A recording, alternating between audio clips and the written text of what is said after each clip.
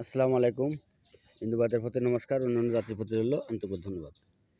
এবং দেশ ও দেশের বাইরে থেকে যারা আমাকে কমেন্ট করেছেন যে গুরুজি বেলপাতা দিয়ে বশীকরণ একটি বিদ্যা দেবেন এবং বেলপাতায় কী কায়দায় বশীকরণে কাজ করতে হয় আপনি সম্পূর্ণ নিয়মটাই বলে দেবেন।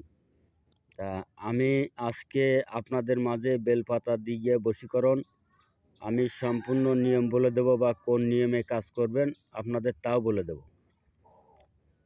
এবং আমার ভিডিওটা যদি আপনাদের কাছে ভালো লাগে বেশি বেশি করে লাইক করবেন, শেয়ার করবেন, কমেন্ট করবেন। তবে আমার হাতে যে বেলপাতা দেখতেছেন, এই বেলপাতার কিন্তু হাজারো প্রকারের কাজ করা যায়। এবং এই বেলপাতা দিয়ে বশীকরণ কেন হয় এত দ্রুত, তার কারণ এই বেলপাতাগুলো কিন্তু শিবের পুজোর কাজে লাগে এবং বেলপাতা না হলে শিবের পুজো করা যায় না। এবং দেবাদিদেব মহাদেবেরও কিন্তু এই বেলপাতা না হলে পুজো করা যায় না।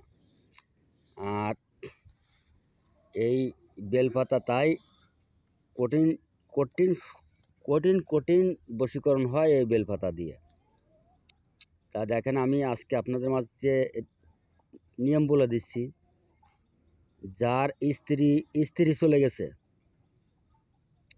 বা স্বামী চলে গেছে, কেউ কোনো প্রেমিক প্রেমিকার সাথে প্রেম করেছেন বা ধোঁকা খাইছেন, ছ্যাঁক খাইছেন, লাথি খাইছেন, জাটা খাইছেন, তারপরে প্রেমিক আপনাকে ছেড়ে আর একজনের সাথে চলে যাবে বা গেছে, বা আপনার সাথে কোনো বনিমানা নেই, তারাই করেন এই কাজগুলো। তারাই এই কাজগুলো করেন, এই বেলপাতা দিয়ে বশীকরণ করেন। তা এই বেলপাতার পরে মানুষে বলে যে বাপের নাম লাগবে, মার নাম লাগবে, 14 গোষ্ঠীর নাম লাগবে, শুধু মেয়ে ছেলে দুজনের নাম লাগবে। মেয়ের নাম ছেলের নাম, মেয়ের নাম ছেলের নাম। এবার এই একটা পাতায় যদি মেয়েকে নিয়ে আসেন তাহলে মেয়ের নাম লিখবেন, কিন্তু যে পাতাটা ধরা আছে এর উপর পাশে এবং এই দাগের নিচে ছেলের নাম। এবার এই পাতাটা ধরেছি, উপরে মেয়ের নাম লিখবেন, নিচে ছেলের নাম লিখবেন। এই পাতাটা এই কায়দায় আমি ধরেছি, উপরে মেয়ের নাম লিখবেন, নিচে ছেলের নাম লিখবেন। যদি আপনাদের বুঝতে সমস্যা হয় আমার কাছে সরাসরি ফোন করবেন। এবারটা নাম লেখা হয়ে গেল, নাম লিখলেন। এবার আপনারটা কি করবেন, ওই নামের উপর দিয়ে আগে মহাতীর্থ সিঁদুর ছিটিয়ে দেবেন। মহাতীর্থ সিঁদুর নামের পরে ছিটিয়ে দেবেন। এই নামটার পরে মহাতীর্থ সিঁদুর ছিটিয়ে দেবেন, মহাতীর্থ সিঁদুর। আর এবারটা সিঁদুরটা ছিটানো হয়ে গেল, তারপরে আপনি এরপর সরষের তেল দেবেন। তাহলে সিঁদুর আর সরষের তেল দেওয়া হয়ে গেল। সিঁদুর আর সরষের তেল দিলেন। এইবার এই 3টে পাতা আছে কিন্তু এতে দেখেন, এতে কিন্তু এই এই একটা পাতা তুলাম, আর এই দুটো পাতা আমার কাছে আছে। এই দুটো পাতা কিন্তু আমার কাছে আছে, এই একটা, এই একটা, এই একটা, এই 3টেই কিন্তু একই রং করে লিখবেন, যেন 2 রং না হয়। তবে আপনারা যখন লিখবেন তখন ঠিক পাতা এই কায়দায় ধরবেন। এই উপরে মেয়ের নাম, নিচে ছেলের নাম, যদি মেয়ে নিয়ে আসে।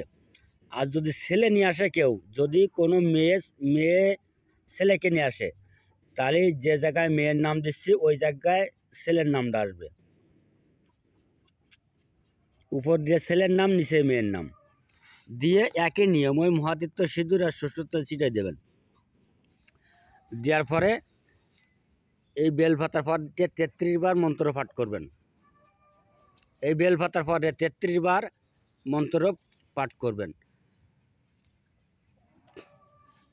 এই বেলপাতা তুলেন, থুয়ে আপনি একটা আগরবাতি জ্বালাই দিলেন, দিয়ে এই মন্ত্রটা 33 বার পাঠ করবেন এবং 33টে টোকা দেবেন এই বেলপাতার পরে। আমি মন্ত্রটা বলতেছি আপনারা সুন্দর করে মুখস্থ করবেন। আমি ধীরে ধীরে বলে দিচ্ছি। ওং হ্রিং ক্লিং ক্লিং ফট স্বাহা। ওং হ্রিং ক্লিং ক্লিং ফট স্বাহা। ওং হ্রিং ক্লিং ক্লিং ফট স্বাহা। ওং হ্রিং ক্লিং ক্লিং ফট স্বাহা। তার কারণ এটা কিন্তু শিবের বীজ মন্ত্র। এটা শিবের বীজ মন্ত্র, আগুনের মতন। তবে এর আগে কি করবেন, আপনার মন্ত্রটা মুখস্থ করে নেবেন 8টি চলতি। তার কারণ এই বেলপাতাটা শিবের, মন্ত্রটা কিন্তু শিবের। বেলপাতাটা শিব ঠাকুরের পুজোর কাজে লাগে, বা এই বেলের শিড়ে দিয়ে, পাতা দিয়ে, গাছ দিয়ে, বেল দিয়ে হাজারো কোটি প্রকারের কাজ করা যায়। তা আপনারা এই বেলপাতার পরে আপনার যেটা আমি দেখাচ্ছি, আমার তো ক্যামেরা আছে এক হাতে, আর এক হাতে দিয়ে আমি ভিডিও করতেছি। আপনার মন্ত্র পড়লেন এই ওং হ্রিং ক্লিং ক্লিং ফট স্বাহা 1, ওং হ্রিং ক্লিং ক্লিং ফট স্বাহা 2, ওং হ্রিং ক্লিং ক্লিং ফট স্বাহা 3। এইভাবে 33টে টোকা দেবেন।